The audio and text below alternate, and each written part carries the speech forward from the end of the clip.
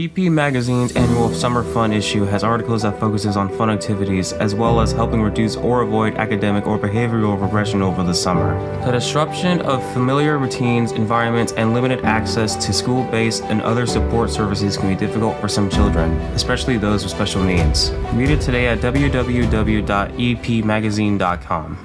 Oscar Mike Radio is a proud podcast partner of REITs Across America Radio, heard every Thursday at 11 a.m. and Sunday at 8 a.m. Eastern. They're also big supporters of the nonprofit I Got Your Six, Two Lives at Once. And with every REIT you sponsor through Oscar Mike Radio, $5 goes back to this great organization dedicated to making a difference in the lives of veterans, law enforcement, firefighters, and first responders battling PTSD. Two Lives at Once pairs these brave men and women together with dogs rescued from kill shelters. In this way, two lives are saved at the same time by saving each other. Donate now. Go to REITsAcrossAmerica.org/Oscar Mike Radio to help. That's REITsAcrossAmerica.org/Oscar Mike Radio.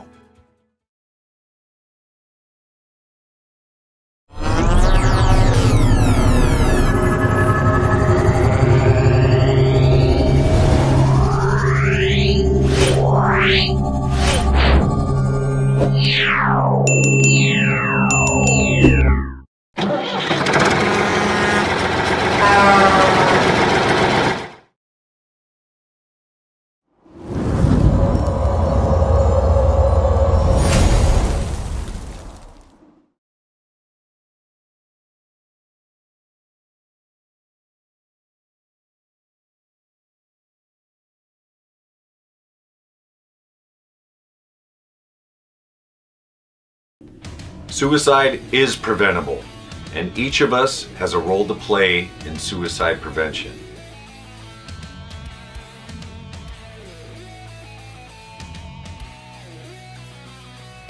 Suicide is complex. There is no single cause. And it's not always a mental health issue. It could be loss of a job or home, financial or relationship issues, pain, or leaving the military. Suicide does not discriminate. It affects all ages, races, and genders, veterans or not. If you know a veteran who is struggling, connect with them. Let them know help is available. There is quick and easy access to services in times of crisis. Dial 988, then press 1. Talking about it is okay. Don't keep it inside. Don't be ashamed. Don't wait. Reach out. Find resources at va.gov/reach.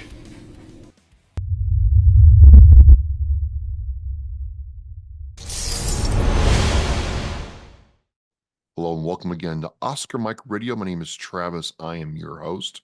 Oscar Mike Radio is part of the Hubazoo Network. You can find out more on hubazoo.com. I want to thank my sponsors, Joyce Asek of Asek Real Estate, Army National Guard veteran Mark Holmes of Reapers Detailing and Power Washing, and my supporters, Kason Shading Company, Exceptional Parent Magazine, and Black Cat Designs. Hey, when you see this, we're about halfway through 2024. The year is going fast. We're Oscar Mike. We're on the move. And I've got a different kind of guest with a different kind of show, but you know what? I wish I'd found this guest like 15 years ago. He's a Marine Corps veteran like myself. He's very accomplished outside the Marine Corps, and we're talking about his advocacy, which is the Warrior Scholar Project. Ryan Pavel, welcome to Oscar Mike Radio, sir. Hey, thank you so much for having me. You had it right the first time. The name is tricky, but the mnemonic, right, is always Pavel go to hell. That's, some people have more polite ways to say it, but that sticks. All right, so I gambled and won for a change. Trust your instincts. No, I'm really happy to be here. I appreciate the invite.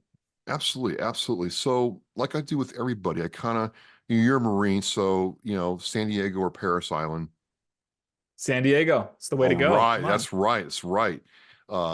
See those planes taking off, you're standing online, you're just wishing you could be on one of those planes while you're getting smoked, right? And everybody else is getting taken on and off right at that airport there. It's killer, but that's what builds character. People don't understand that really starts messing with your mind, especially Oh when yeah. the DIs say, "Hey, I'll give you a head start. It's right over there. You can get you could be home in 30 minutes if you just run, right?" Yeah, just get it. That's right. Exactly. You can do it, but then you get on the other side and you take that flight off and you look down at all those recruits getting smoked. Oh, it's all worth it for that one flight out. Oh, the best. That and I tell people when I got to the top of the Reaper, I felt like, you know what? No one can take that away from me. That was really something else. That's right. And So I, perhaps even more important than that accomplishment, that feeling of accomplishment is the breakfast that you get after the Reaper, oh, right? When you just get to go and you're not shoveling food in 90 seconds, right? Oh, that little moment in time, they treat you like a normal human being, but you got to earn it. You got to earn that's it. right. So you go to San Diego. What was your MOS in the Marine Corps? So 2671, so I was an Arabic translator. So they ran me through that D lab, that Defense Language Aptitude Battery. They said you have the aptitude to learn a language. I said if you say so, because I had no idea what was going on in that test. And then before long, I'm learning Arabic. So Farsi and all that?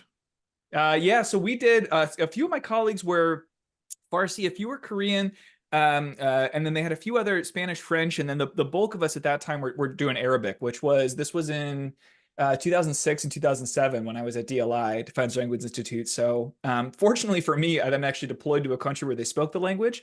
Sometimes they would deploy Arabic linguists to Afghanistan. It's like, well, they don't. It's a different country, there's different languages, but I guess I got lucky in that regard. So it's a really cool thing because I've heard like horror stories where you go there and you can't quite grasp it and you're booted back out to wherever you got to go, Yeah. and it's really mentally a intense school to go to. Yeah, yeah. It is intense. Well, so look, so I one of the most visceral experiences of failure that I will think about in some regard and reflect on for the rest of my life came at the end of my time at DLI because it's so intense, right? And so I back up a little bit, I enlisted in the Marine Corps at 17. And a forcing function for me was getting rejected from the college I wanted to go to. I grew up in the Chicago suburbs, and so the place to go was University of Illinois. And they let a bunch of my friends in, right? And said, Ryan, yeah, you don't really got the grades. You don't have the extracurriculars. And you know what? They were right. I was a deeply apathetic, a very privileged kid, right? And I just I wasn't, I wasn't ended up in jail, but I certainly wasn't on anybody's dean's list. And, so I didn't get accepted. And that was a good time for me to say, okay, like let's wipe the slate clean. Let's do something. And the Marine Corps recruiter was persistent. The moment I talked to him, Staff Sergeant Salas, it's like, all right, let's sign. But I couldn't because I was 17, had to get my parents on board. They made me wait for a little bit. They said, if you feel strongly in a month, we'll sign. And they stuck to it. So, but that initial failure of getting rejected from college was a really important forcing function. So flash forward a couple of years later, right? I've studied Arabic. It's tough, right? In the Marine Corps detachment at DLI, right? You're in class with folks from the Air Force, from the Army, from the Navy, right? And it seemed like every other branch prioritized the language more than the Marine Corps. The Marine Corps was like, no, you're Marines first, right? Like we're still going to drill, we're going to bump and bound, right? Like we're going to do all of these things, and then sure, you go and learn Arabic. But still, right? You're 63 weeks or so there, and you're learning Arabic all day, every day.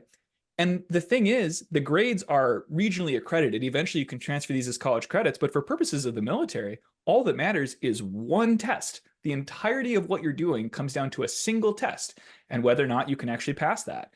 And so I took it, right? And I didn't pass. And that's that pivotal moment. The entire thing could come crumbling down. And so I had this rejection at 17, right? Okay, I'm back on the path. I'm doing all these things. And then 2 years into it, am I really going to have to go back to all of my friends and family and say, well, actually, I'm not going to be an Arabic translator. I'm going to be whatever they reclass me as. And I remember very clearly that visceral experience of seeing the printout of everybody's grades, and just like everybody celebrating and taking a sigh of relief. And I just had to like step away and go find some time just to sit in my feelings for a little bit.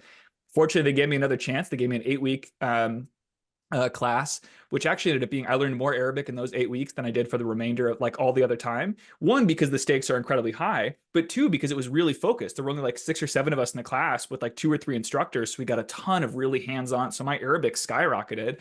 And then I was fortunate I got that second chance and then I passed. But yeah, there was a moment there. There was like, well, am I going to be an Arabic translator? Maybe not. Right? Maybe this isn't going to work out. Well, I think that's so important because everybody thinks that we just fly through the boot camp, the coursework, and Yeah. then go on to the fleet. And I try to tell people, I'm like, look, man, boot camp has like a 38% attrition rate in the Marine Corps. Between 27 and 38% of people in my platoon was like half, right?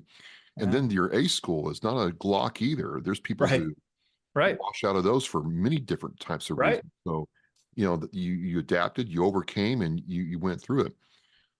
Did you serve more than 4 years in the Marine Corps, or did you get out after 4? Yeah, funny thing. I mean, so I did 5. Oh, wow. Unbeknownst to me, right? So I originally enlisted. I was so gung ho, right? Put that on my contract, whatever. I was going to be public affairs, and then they'd had me take that D lab before I went to boot camp. And they said, "Oh, well, now you can be an Arabic translator." I said, "Okay, fine." And after I signed and switched my MOS, they said, "Oh, and by the way, that's because your school is over a year, and now you're going to be in for 5 years instead of 4."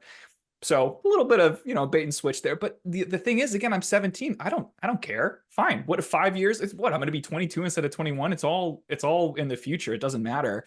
Yeah, I mean, this is speaking of the Marine Corps, and recruitment and attrition rates and these things. I think it's fascinating how the Marine Corps, more than any other branch, relies on people getting out, right? The churn rate, the expected churn rate from the Marine Corps every year is like 35,000 Marines, right? Something like that.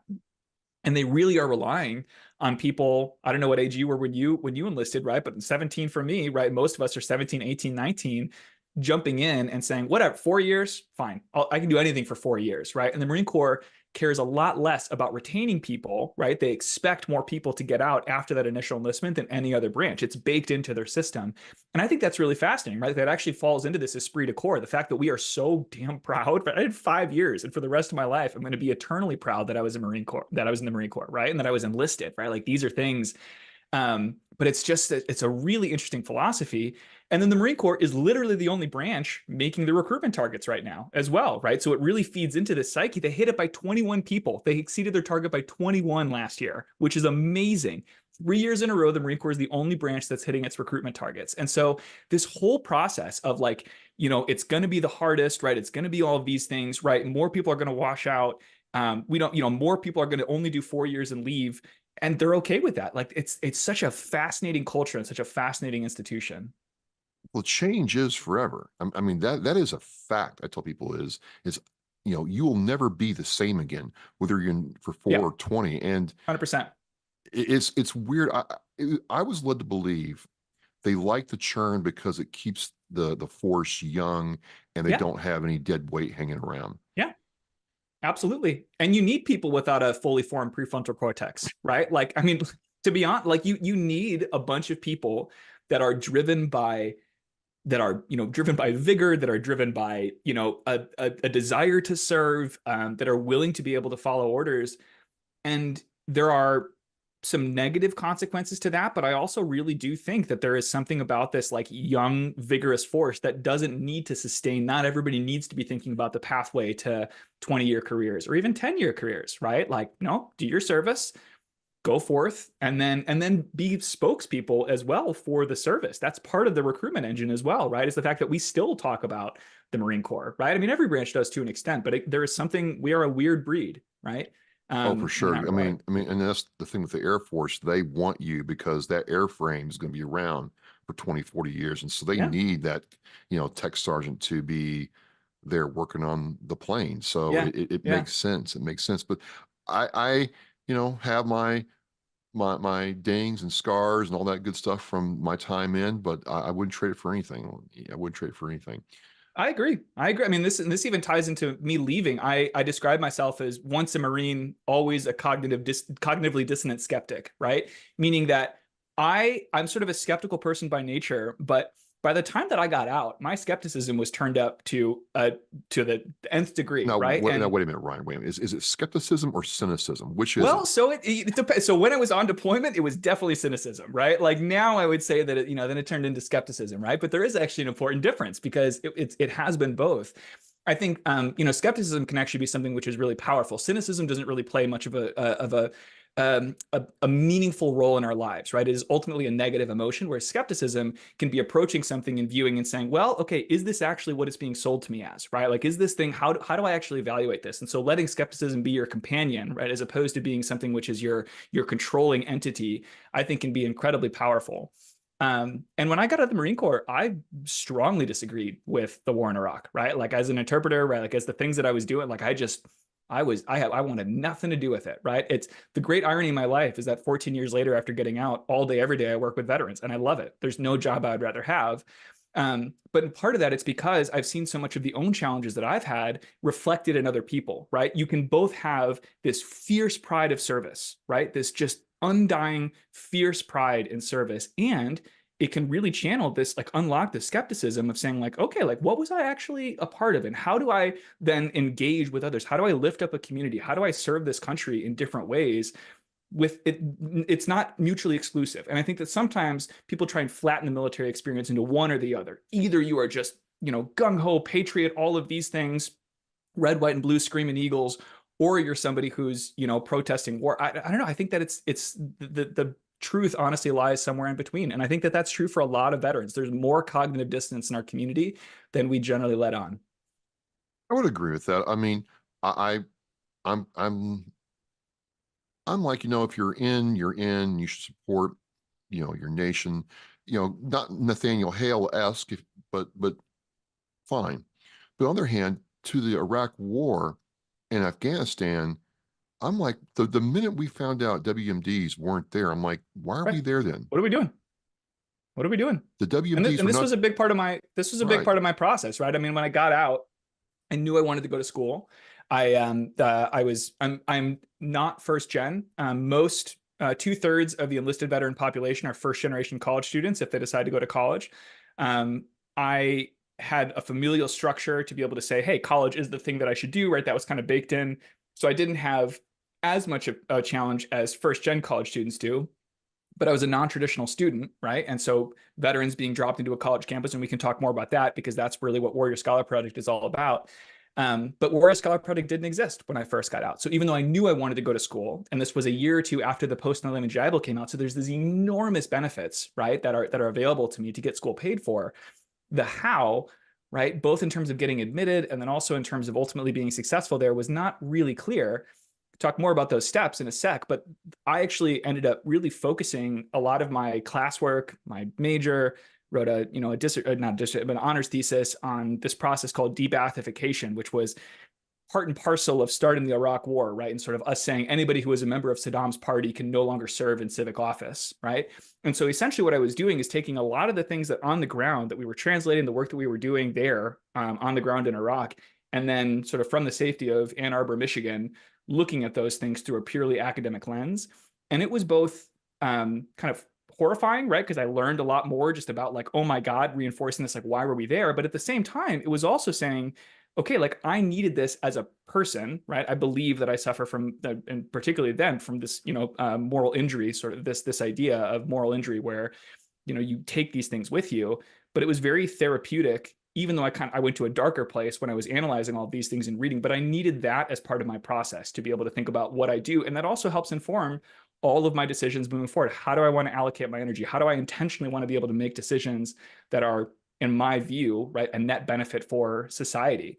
So to your point, service changes you, right? I'm a fan of saying that no matter what branch somebody served in the modern military, everybody raised their right hand voluntarily to subjugate a portion of their freedom. That matters, right? Serving something bigger than yourself matters. It changes you, and that is a net benefit. That is a positive thing. So a lot of my journey has been, how do I take the positive things from that and really be able to make informed decisions moving forward? So before we go on to the next part of your journey, just let me unpack that a little bit. Do you think there's some, not really, fallout is not the right word, but definitely some lingering effects? Because in my mind, I swore the oath, right? I swore the oath, but I thought about my separation and TAPS and all that. And I'm like, part of my thing is I never revoked that oath in my mind. Do you think that's on purpose, or do you think that does something to us where, because we're out of the military, but we don't ever really formally revoke that oath, that it does stick with us? Yeah.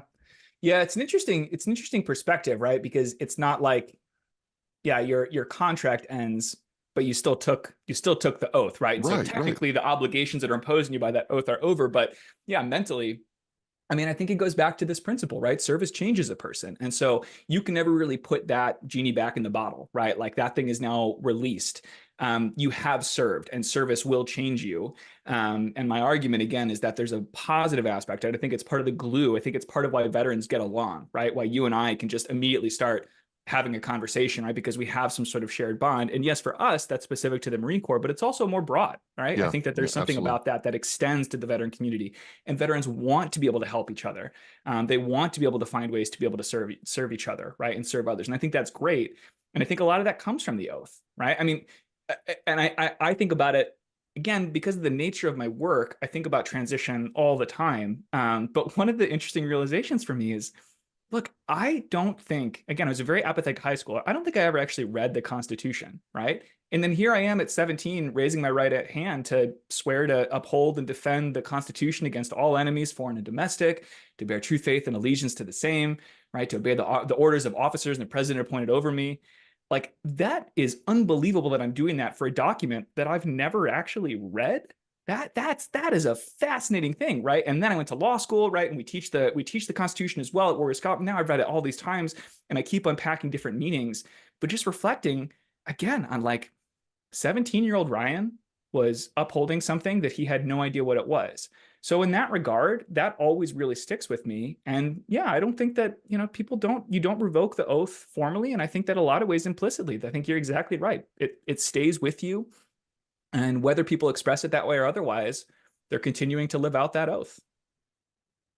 So you're like 22, 23 when you get out.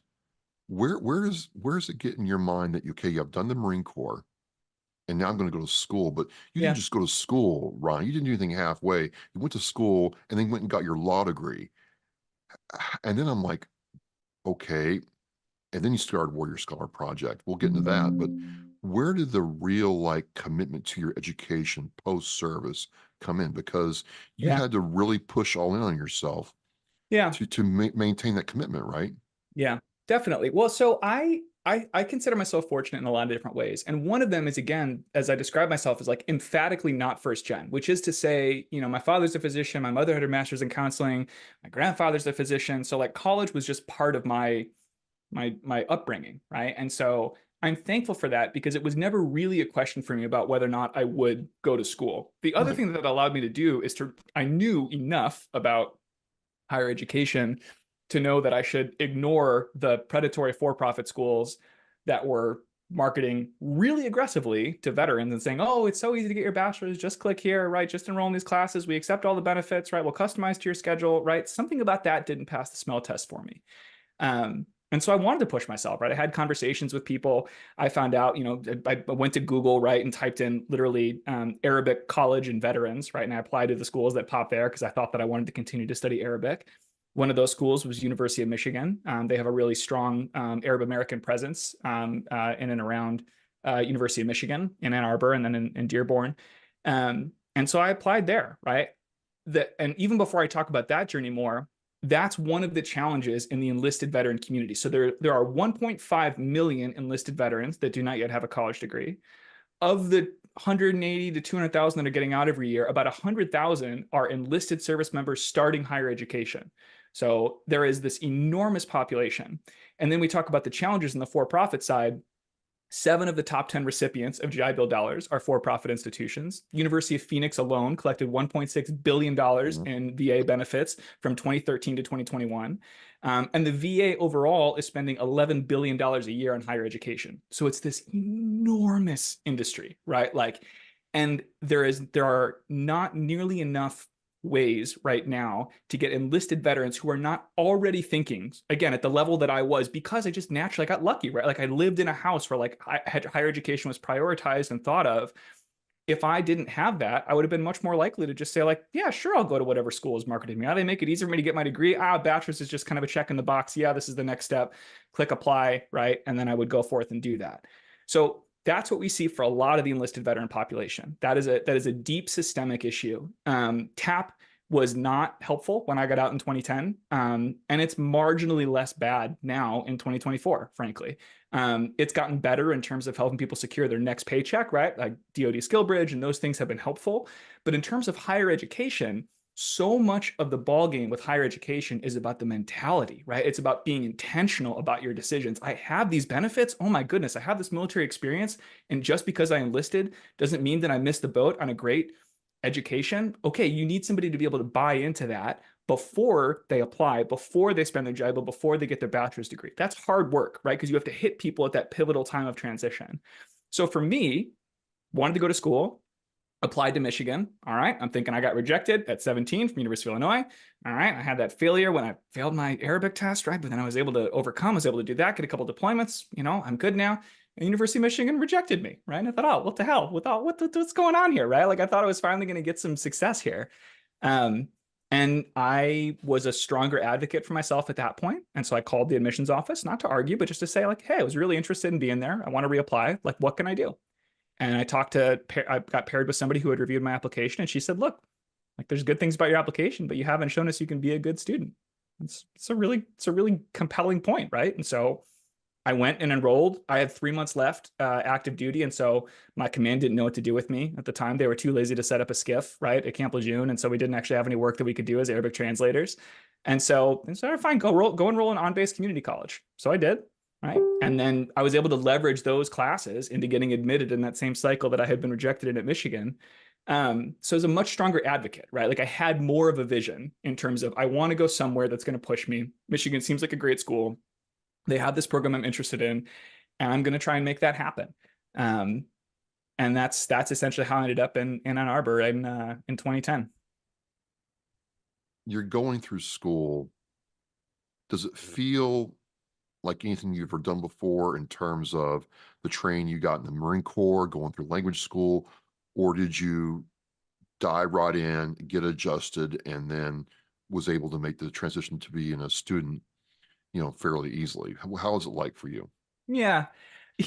I wouldn't describe it as being fairly easy. I mean, I like to think that I have a pretty good head on my shoulders, and I'm a relationship-driven person. And so I was fortunate that I was not afraid to ask people questions at that stage in my life, right? Like I knew that if I wanted to maximize that experience, that I'm gonna have to put myself out there a little bit. Again, I'm fortunate in the way that I was raised that like that's okay, right? That's okay to be able to advocate and to be able to ask questions and not just to kind of isolate. Having said that, no matter what my thoughts were in the Marine Corps, I had a unit, right? I had a group they were my people, right? And like some of them I deployed with twice, but I came back from my second deployment, right? And whatever, 5 or 6 months later, I'm on a college campus, that whirlwind. You have this mission accomplishment. You build this resiliency, right? You gripe together, right? You bitch and moan about everything, but you trauma bond, right? You do all of these things together, right? And you actually, you accomplish a lot as a unit. And then suddenly I'm one of 28,000 undergrads on the Michigan campus, right? And I'm a transfer student because I had those Arabic credits, right? And so I had the community college credits. It's just like, who are my people, right? Where's my crew? And that hit me really hard. Combined with the fact that because of my feelings in the military, I initially didn't want to associate with a veteran identity. I wasn't going to like deny that I was in, but I didn't want that to be, hi, I'm Ryan, I'm a Marine Corps veteran, and I guess I'm here to take classes, right? I wanted to like, okay, let me be in college, let me be a college student. But it turns out the veteranness is a big part of me. It changed me to our conversation. Like service changed me. I think mostly for the better, right? But I also had some really strong opinions about things. And so it was not particularly easy. Where again, I was really fortunate is that I had some fellow student veterans that I met, through the local vets club and those things that were a few steps ahead of me in the process, that had taken a few semesters, that had said, okay, right, like here are some of the things to think about. Here are some classes to take, right? Here are some other things you can get involved in. And I built that bond with them.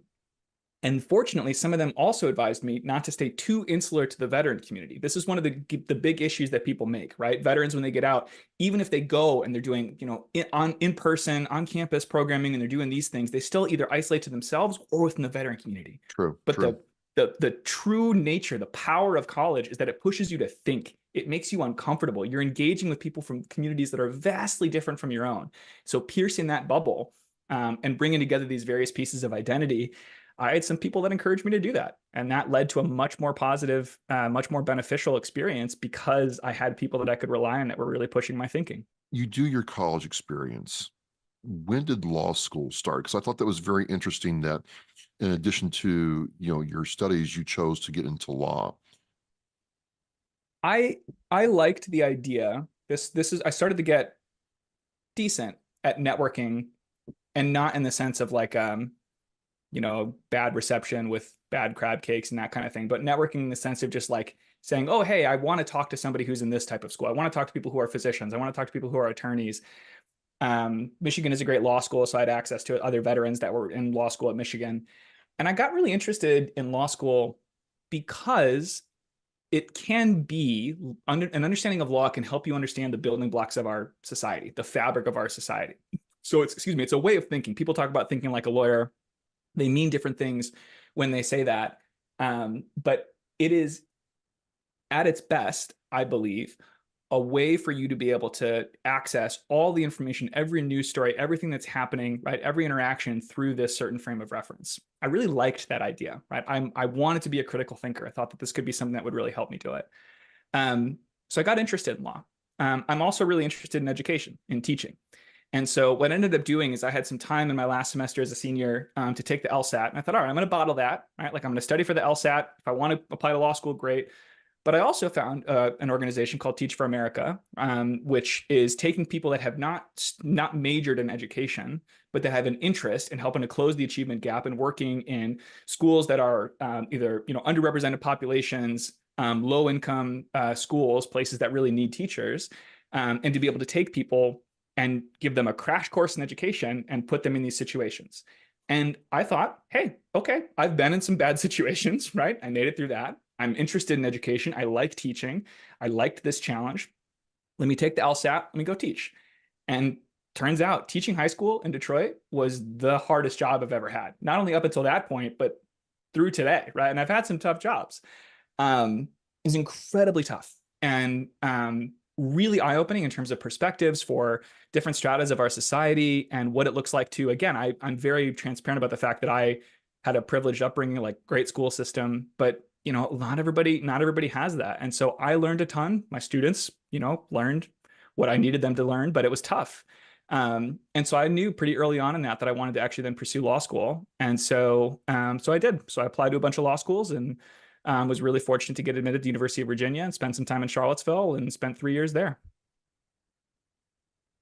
You've accomplished so much, and in a way, you could have taken the time after you graduate from law school to really set up your career in a way where you start seeing the benefits of your hard work, but you choose instead to start the Warrior Scholar Project.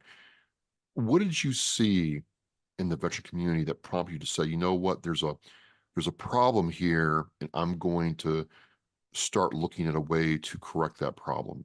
Yeah. So there is, again, one of the themes here is I'm going to identify the areas that I was lucky.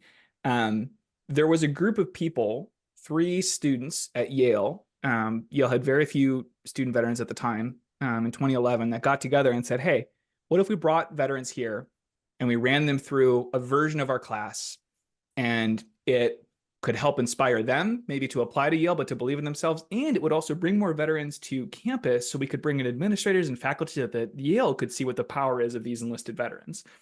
And so those 3 enterprising young Yale law students, or not Yale law, just Yale students, they founded the initial branch of Warrior Scholar Project. So I got involved early on, but I don't think of myself, not only in this context, I am not a founder, they're the founders, but I don't think of myself even just as my persona in the world as that of a founder. I think I'm much more a builder, right? I'm somebody that can take a concept, something that people have started, that they've gotten off the ground, and I can come in, I think, at the right place and think about how do we maximize this? How do we grow it? And so I'm fortunate that they started it, right? And that then I found them through a fellow Marine who was one of the other students at Yale who was volunteering with them, and said, hey, come check this out. They want to expand. And I flew out in 2013, got to see it. and they dropped me into a classroom that was, a bunch of tatted up vets, and they're going toe to toe on Alexis de Tocqueville's equality of conditions argument, right, with this Yale professor. And it was just like, what universe is this? What's happening here, right? Like the level of discourse and engagement was astounding. And so they gave us permission to launch a branch of it at my alma mater at Michigan. So we put together a crew and we did that. So I founded that branch of WSP. And for all my time throughout law school, that was the most rewarding thing, right? Was carving out a couple weeks each year to go and run this boot camp, to take enlisted veterans to this campus and run them through this boot camp. And you can see the change happening. You can build those skills. You can build that confidence. You can build the network. You can do all of that in a really short period of time, right? I mean, WSP is intensive. It's like 75 hours of work per week. What? That's why the thing works, right? Like if you throw down the gauntlet for a bunch of enlisted veterans and you say, look, you're sleeping in the residence halls, they're fine, right? They're better than some of the barracks you stayed in, right? You're going to eat the dining room food, right? Like, okay, it's better than like, especially the Marine Corps. Like our food was just awful, right? But you can do all of these things, but you are going to be immersed in the college environment, and it's going to be worth it, right? We're going to show you how to really be able to attack the Tocqueville. We're going to show you what it's like to be able to be a college student later in life. Seeing that transformation was the best part of my year, right? And being able to be a part of it. So after law school, I worked in corporate litigation for a hot minute. And then I had an opportunity in 2018 to come on board full-time to Warrior Scholar Project. And I didn't look back. So looking forward, or was it going forward in reverse, the Pink Floyd song? I forget. Anyway, but looking forward, what are you trying to do with the Warrior Scholar Project? Is it you're trying to sit there and say to a veteran who's not sure about education, this is what I want to do, and you're going to help them get there? Or is there a certain, profile of veteran you're trying to help? Kind of unpack that for me, please. Yeah, definitely. So we firmly believe, we've seen it. We've been around for, this is our 13th year of programming. We've had about over 2,000 enlisted veterans go through our program. We firmly believe that every enlisted veteran has what it takes to kick ass in higher education and beyond. They have the raw materials to be able to do that. There's a way to be able to leverage that experience. But that doesn't mean that that's the right path for every single veteran. So there's a big difference in between not going and getting your undergraduate degree or a graduate degree because you've looked through your options and you don't want to, versus self-selecting out because you don't think you have what it takes. So we want everybody to understand, every veteran that is interested in higher education, you have what it takes to be able to do this. So we are all about helping people make informed decisions about higher education. What are my benefits? What's the difference between all these different types of schools? What do I want to study? How do I want to bring all of those things together? And that's what WSP is about. Now we do that through the lens of humanities, STEM, and business. So we tell people after our course, we don't care if you remember Tocqueville's equality of conditions argument. What we care about is you internalizing that process of being intimidated by this reading, then actually going through it, doing something successful with it, and then coming out the other end. That confidence really matters. That is our mission first and foremost for the folks that we serve through our academic boot camps.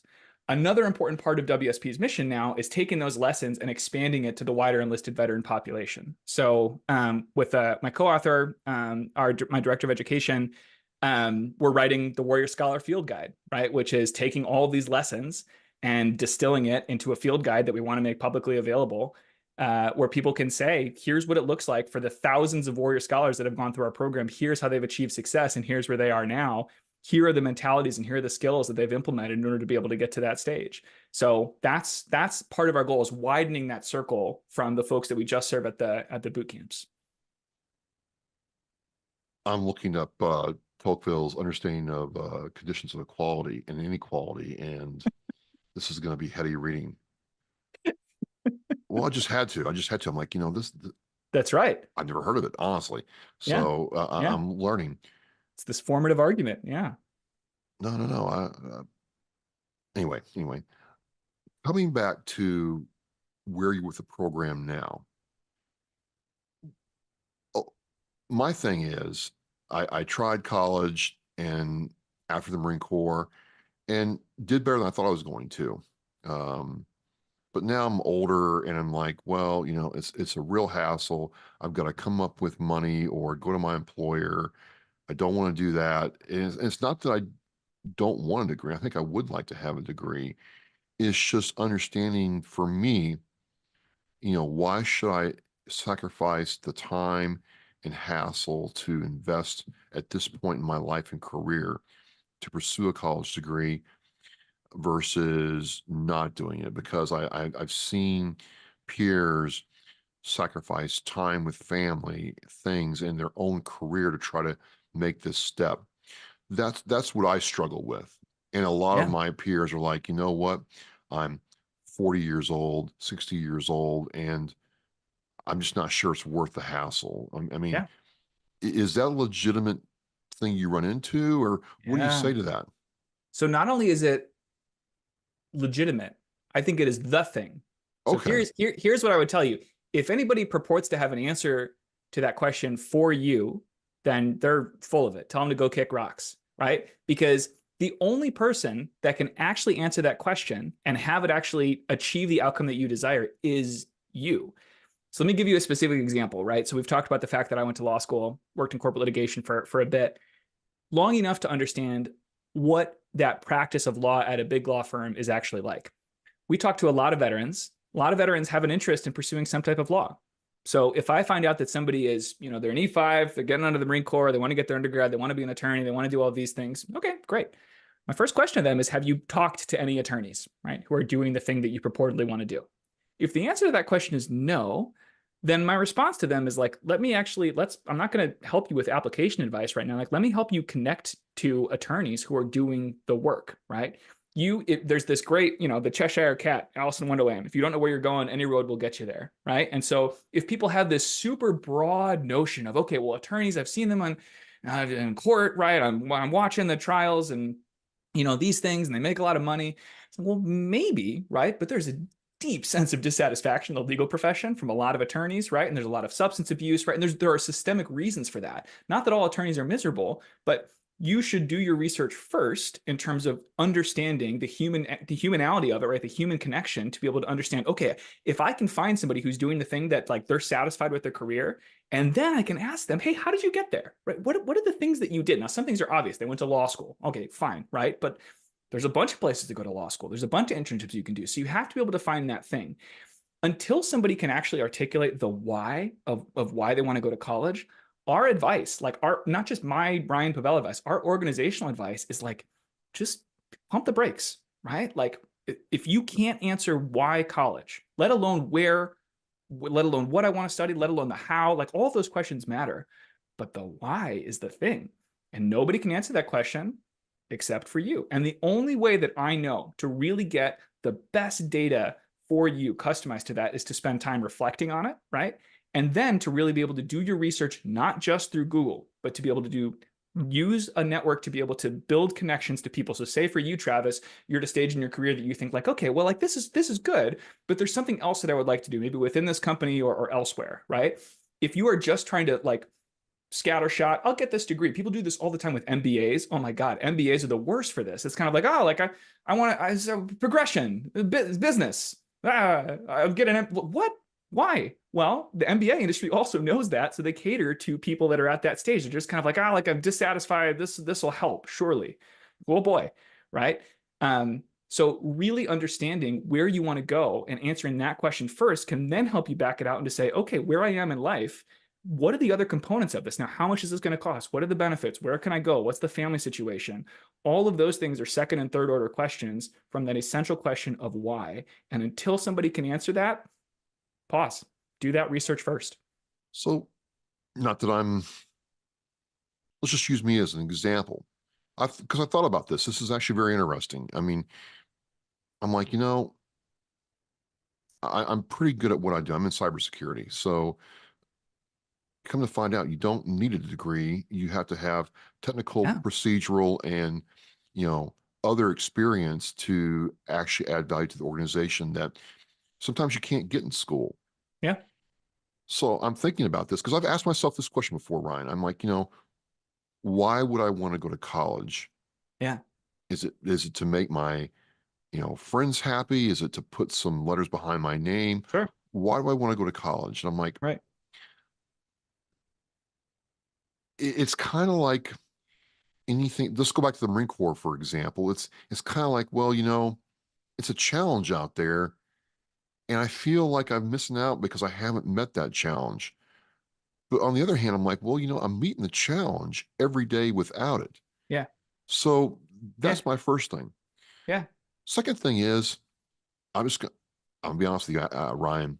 Yeah. I loathe having to fill out those freaking applications. I went to a small liberal arts school in Boston, great little place, Fisher College, and I'm like, I couldn't believe how you got to write a freaking book to go back to take a couple classes. I'm like, Yeah. what is this? Yeah. I'm like, Yeah. I'm out. I'm Yeah. out. I don't want to bother. Yeah. I don't have time for it. Yeah. So there's where I'm at. And then the final thing is like, am I really smart enough to go to college? I mean, it Mhm. seems like you got to be pretty on there. I mean, I think I'm smart, but I don't know if I'm smart. Yeah. Yeah. So those are the three things I deal with. And the reason I bring them up is talking to some of my peers who don't have degrees, veterans, that's kind of how we feel. We've Yeah. attained a level of success Right. without a degree. Right. We're doing pretty good in life without one. It's Right. going to take a huge amount of time to get that piece of paper. And then there's just, it seems like a lot of overhead along with actually going to Sure. class and doing the work. Sure. Well, I mean, so one of those questions has an easy answer, right? Are you smart enough? Yes. Right. Again, I say this from the perspective of one, I mean, you have demonstrable experience that proves that, Travis, right? But for other people that are earlier on, say you're an E4 and say you're an MOS that you just kind of like did for the sake of doing it, and now you're 21, you're 22, and you're thinking like, I missed the boat. That's the thing, is that again, Warrior Scholar Project, we partner with top tier institutions because we want our students to be able to show, we want them to be able to understand that they have the ability, they can succeed in the classroom at one of these great institutions. But it's not to say you have to go to one of those institutions to succeed. Again, it's about being an informed consumer. So you build the confidence. I have yet to meet a veteran that does not have what it takes to get a bachelor's degree at an excellent institution, period. And I've been doing this for a long time, right? Like I've been in this game for a minute, and I've talked to veterans from all manners. So everybody has what it takes. But to your other questions, I'm going to go back to my answer from before. It's why. So think about if your why is flimsy, if you're like, if I'm doing this because there's some like societal pressure, or this like seems like something that I should do, right? I can't answer the why question, Ryan. Yeah. So you've got some work to do. You've got some work to do, because otherwise you're going to go through that application, right? And you're going to say like, oh my God, there's 30 forms. Are you kidding me? Like this is stupid, I'm like, forget this. I'm out. If the why is not strong enough, right? If that's flimsy, if that's a shaky leg of your plan here, then it's going to crumble, right? Or you make it through the application even worse. Okay, I've moved on from my job, or I've gone part-time at my job to be able to make this. I've moved my family, all these things. And then you're in class, right? And you're like, oh my God, like these students, they're all idiots, right? Like they don't have the experience that I have. So there's this subtext to our class, right, that we have for these college success sessions, which I love, because the subtext is essentially like, quote, these 18-year-olds, because somebody says it every cohort that I've been a part of, right? They say like, what do these 18-year-olds have to teach me about life, right? And the answer is a lot. Right? If you listen, and it doesn't mean that you have to agree with them. It doesn't matter what your political persuasions are either, right? Like there's this whole notion now, DE&I and this sort of thing that's sweeping the nation, and anti-DE&I legislation. Breaking that down, I think that we're missing the point when we talk about DE&I all the time. If you have a group of people that have diverse experiences, and all of them feel like they have an equal state at the table, right, to be able to voice their opinions, and all of them feel included in that conversation, the basic building blocks of DE&I, everybody should be able to get on board with the value of the sort of conversation that would happen there. Now, where this gets really, like where dollars allocated and what does it mean to you, but putting all of that aside, again, if you are a veteran and you are in a classroom with quote unquote these 18-year-olds, or people that look different than you, or people that talk like good, like you should be thinking, you should be pushed. So the value of a college education, right? Later in life, I think it's harder to be able to do this, because at some point you have a career, maybe you have more of an established family, right? And so maybe it is more of a credential, but I think that a huge part of the value of college is being exposed to perspectives that push you, that make you uncomfortable. There's a retired Navy SEAL, James Hatch.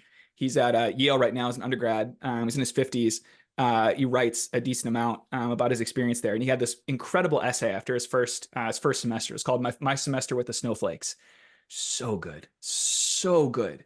And one of the things that James talks about here is he says, Look, my conception of a safe space, when somebody would mention a safe space, I would bristle, right? Like, ugh, safe space. What are you talking about? Like, I'm a Navy SEAL, right? Like, I just did a whole career as a SEAL. You're going to talk about a safe space here on a college campus.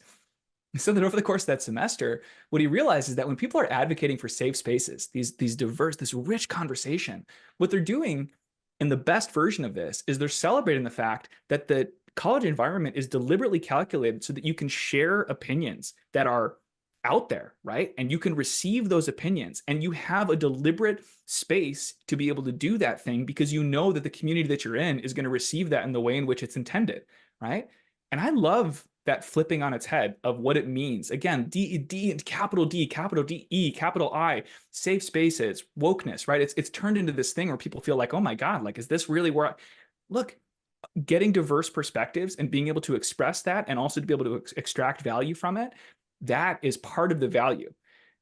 So there is this non-insubstantial, sort of more ethereal version of gaining perspective that I think is really vital for college. But I go back to my original conception. If you haven't done the legwork to understand really why you want to do that, right? Why that credential, because it is a time investment. Even if for people that have GI Bill benefits to cover it, the opportunity cost of your time is huge. So you have to have that really strong why. And I know of no way to be able to get that other than conversation with people that are on the other end of it that can then give you advice and say, this credential is actually worthwhile. And here's the reason for it. Right? If you have those sort of building blocks and you approach it with this right mindset, with this open learner's mindset, it's amazing. Like that is the sort of thing that leads to a really lasting experience in college. So real quick, I pulled up the article. He's 52 when he writes this, which I'm like, wow, okay, this gives me perspective for a lot of reasons. But you're not going to believe this, Ryan. 2 days ago, I'm like, how would I go to Chat GTP and I write, how would I study to pass the mass bar exam without going to law school? That's a whole other podcast why I'm even looking at it, but it is. And I'm like, I kind of want to see if I could pass the bar exam for no other reason. I find the study of law very interesting to me. I'm not sure I want to be an attorney. Right. I've had to be in court before for other reasons, and you're right. It's people don't understand the personal cost for a lawyer.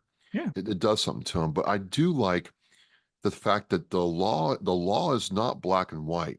The law is malleable based on several factors, and I find that very interesting that people think the law is a 1 or a 0, but justice is blind for a reason, Ryan. So anyway, I'm interested in it, and I'm like, maybe we should have talked. What I'm trying to say is, I think there's a reason why we talked, because for me, it's just something that I've never really done, but maybe I could do. And so the Warrior Scholar Project seems like more than just you run a nonprofit to run a nonprofit. Like, you have like a real, like, I get the impression this is like a real personal thing with you, Ryan. Why is that? I tell people, sort of 2 things. One is I feel WSP in the fiber of my bones, right? Like I feel this thing. There's this deep connection. The other thing I tell people is that, like, what you see is what you get with me, right? Like, there was a period of time within WSP where I was a bit more cautious, right? Like, if I say something, like, am I going to upset a certain, but like, the reality is that the authenticity, we actually just went through a values exercise with our team to really, redefine what our values are, check in with our values as an organization. And authenticity is this really critical thing, I think, in anything in life. But I'm really proud that is a core value at WSP. We're going to embrace things and we're going to be our whole ass selves, right? Like, we are going to be able to bring those things to work. And that's not to say that everybody has to merge life and work to the same extent. But for me, like, it's inseparable. This is personal because I went through this transition, but then also personal because of the number of people's lives that I've seen changed as a result of it, right? Like, people that are going, and then the ripple effect of that is enormous. So we are about education, right? Our eligibility criteria is you have to be enlisted and not yet have an undergraduate degree to go through a boot camp. Those are the 2 eligibility criteria. It's about education, but it's really about something that's through the lens of education that we think about how do you take that unifying thing of raising your right hand and having sworn to uphold and defend the Constitution, regardless of whether you've read it, which I think most enlisted veterans like me didn't read it before they I didn't actually read it. raised their right Honestly, hand. I didn't. See, there you go. So, all right, we got two right here. But how do you take that? How do you channel that into post-service impact? Because I truly believe that this is a vital thing for our country, right? Like this is the sort of thing that you take the positive aspects of service, the ways in which that changed us, and education is the force multiplier, especially if education is done in the right way, where it's not just a check in the box. That's why online education plays a role. There's great nonprofit education, even for-profit degrees sometimes can play the right role, right? Like it's not just a ones and zeros thing. It's not all binary, right? But education at its best is pushing people's thinking, right? It is really actually forcing you to interrogate who you are and what you want to do, and you channel those perspectives into what comes next. I firmly believe, and we've seen it time and time again, that veterans can take those things, they can mesh military service, they can use that in the soup of higher education and keep on seasoning it. And what comes out the other end are people that are really well positioned to shape our society in a meaningful way. These are people that have subjugated a portion of their freedom. These are people that have sworn that oath. And these are people that have invested their time in college, not just for the degree, but to be able to both give and take from that community. That is the sort of thing that you need in terms of people that are really going to go and make that clear, unmistakable impact on our country. So yeah, it's personal because the thing really matters, right? It matters, and I've seen it. Winding this down, and time has flown because we're having so much fun. I'm just learning a whole lot to let you know.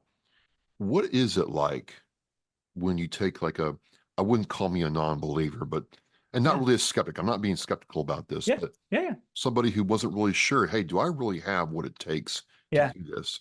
And they go through your boot camp, they go through your program, and you have an amazing support team around WSP, and they walk down the aisle. What's it like for you and your team seeing that happen, man? Yeah, it gives it just infinite chills, right? Like it never gets old. It never gets old. There are no matter how many people go through the boot camp, it never gets old because everybody's an individual. We talk about things in these generalities of like, I do think it's important that like, what are the shared things that we take away from military service, but everybody's individual. Everybody's background is different. You don't know what is on other people's minds. You don't know what their ambitions are until you ask, right? And even then you're only going to get one view of it.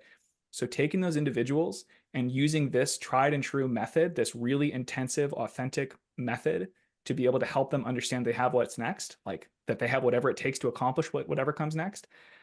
It's the best. It's intoxicating. There's a reason, again, like you can imagine going from a corporate law firm job to the nonprofit, right? Like I'm well compensated, right? Like it's not sort of like woe is me by any stretch of the imagination, but that jump was significant in 2018. Right. But I wouldn't take it back for a second. Not for a second. There isn't a single moment of hesitation that I would have made this because this thing is real and it works. So as a nonprofit, I always ask this, how can people support WSP's mission? And we're talking to Ryan Pavel of the Warrior Scholar Project, U.S. Marine Corps veteran. How can people help you keep this mission going? Sure. Two things, right? One is, you mentioned our nonprofit. So of course, donations are always the thing we'll raise about we have to raise about $5 million this year, right? Our budget is anticipated to increase by about $500,000 to $750,000 over the next 5 years per year. So it's going to, we need to raise some money. But beyond that, it is also about, if there are enlisted veterans in your lives and you're listening to this thing and you think about like, hey, this person is pursuing education, or maybe they are still an active duty service member, right? About 50% of the population that goes through WSP each summer is active duty. About 40% are separated veterans, and about 10% are reserve or guard. So as long as they are enlisted and they don't yet have an undergraduate degree and they have some sort of interest in those next steps in education, send them the website, warrior-scholar.org. There's a lot of testimonies, a lot of impact data on there. I will have that in the Oscar Mike Radio show post, Ryan, and also in the website post so people can click on it and see it.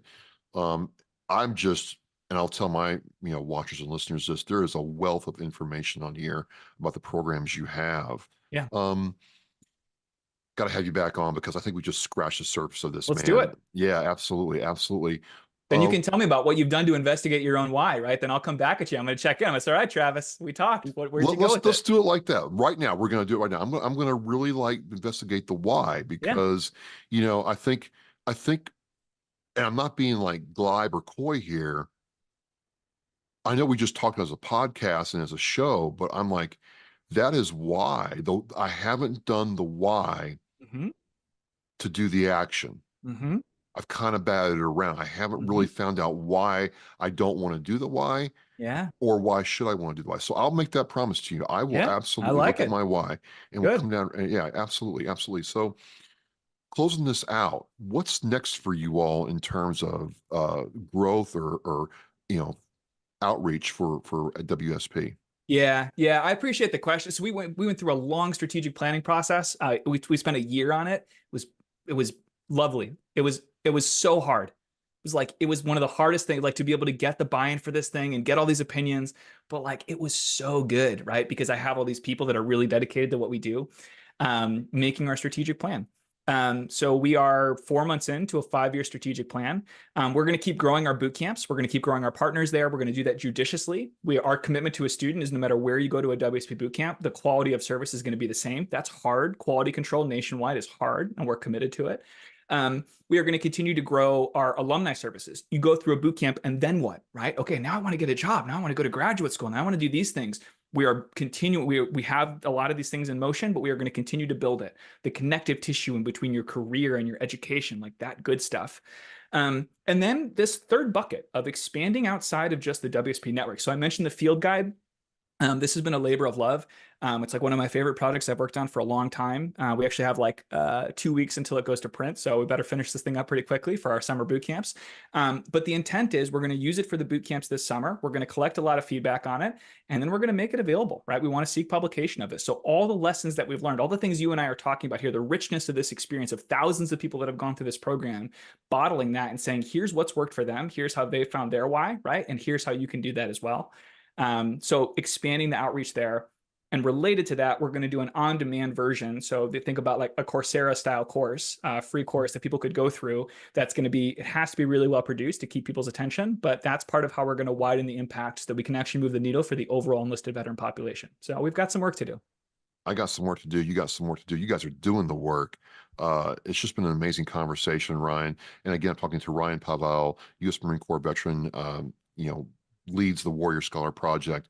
And, this is what I'm going to remember for a while. Thank you so much. Thanks a lot, Travis. Much appreciated. Semper Fi, Ryan. Hey, if you are a veteran looking to continue your educational journey, I'll have the link in the Oscar Mike Radio website post and show post. Check it out like I have done. It could be life-changing. Thank you. Remember on it teaches our mission. We care about it and we do it every day. But I think there are things that just hit you and give you a reason to go on. The theme for our 2024 for Reach Across America is Live with Purpose. It just seemed to fit in with the vows of the REAP, the 10 attributes that we feel represent our United States military. I thought, what a great opportunity to put those two things together and show our kids through how we act some of the things that can make their lives better, their communities better, and by doing that, the country better. For me, Live with Purpose, I think, it's a mindset. Set some guidelines and then go out and purposefully make life different, make a change. It's an opportunity to set an example.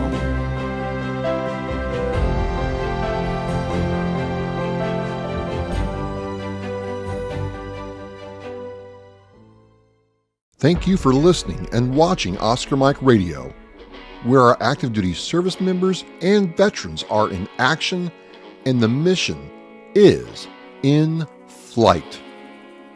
Oscar Mike Radio is an oversized load Co-Sinista One production.